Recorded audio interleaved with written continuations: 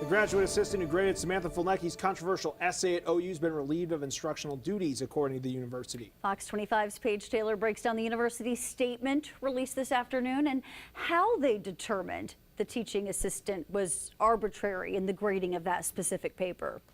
You may recall the psychology paper written by OU student Samantha Fulnecky that made headlines both here at home and nationally. She was given a 0 on this paper, then claimed this was because she mentioned God in the paper about gender roles in society. She filed a religious discrimination claim and went through the grade appeals process. The grade appeal was previously decided in Fulnecky's favor and will not count towards her final grade in the class. The university had placed the graduate teaching assistant who graded the paper on administrative leave, prompting a protest from students on campus. I read the essay personally, and it was not a very good essay, and there's no thesis, there's no citation, so I think having to press her on leave is a bit too far. The university said its investigation is complete for the claim of discrimination, but the university does not release the findings of these investigations. According to OU, at the same time as the university's investigation, the provost and academic dean reviewed the case and determined the GA was arbitrary in the grading of this specific paper. The university announced on Monday the graduate teaching assistant will no longer have instructional duties at the university, which is what Fulnecky told reporters earlier this month she thought should happen. I think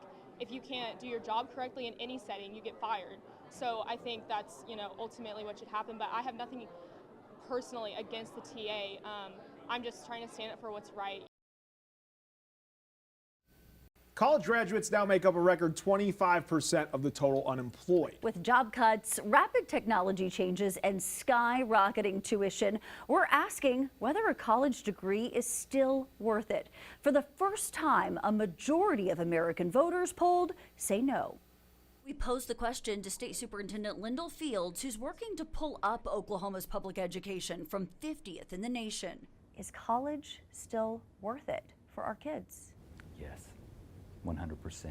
Yes, I think it's still worth it. If we're going to attract businesses here, we need more college graduates, more career tech. We need all of the above. And there are still going to be jobs that require human oversight.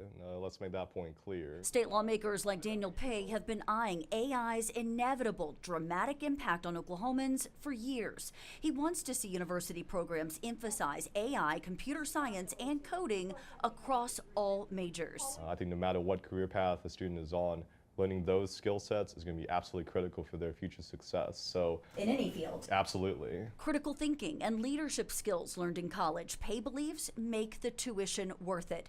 But that price tag is exploding. College Board data shows nationally the average inflation-adjusted cost of public four-year college tuition for in-state students has doubled since 1995, and it's up 75% at private colleges. Research.com looked at 17 institutions of higher learning in Oklahoma, finding the median cost of studying in the Sooner State is just over $18,000 a year, while the median alumni salary for Oklahoma graduates sits at just under $45,000.